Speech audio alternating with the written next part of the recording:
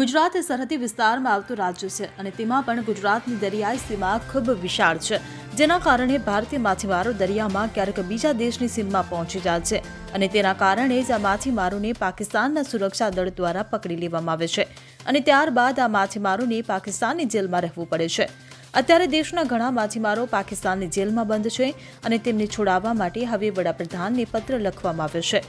મળતી માહિતી મુજબ પોરબંદરના ભારતીય જનતા પાર્ટી ગુજરાત પ્રદેશ માછીમાર સેલના કન્વીનર અગ્રણી મહેન્દ્ર જુંગીએ વડાપ્રધાન નરેન્દ્ર મોદીને પત્ર લખ્યો છે, જેમાં તેમણે જણાવ્યું છે કે પાકિસ્તાને પકડેલા ભારતીય માછીમારો જેઓ તેમની સજા પૂર્ણ કરવા છતાં ઘણા વર્ષોથી પાકિસ્તાનની જેલમાં બંધ છે, જેલની મુદત પૂરી થઈ ગઈ હોવા છતાં તેઓ અમાનવીય પરિસ્થિતિઓમાં અટકાયતમાં છે।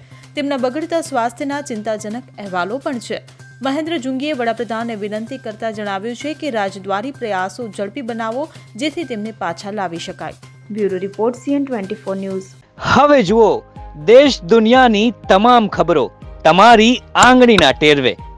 ઉઠાવો મોબાઈલ અને Google Play Store પરથી ડાઉનલોડ કરો અમારી CN24 ન્યૂઝ મોબાઈલ એપ।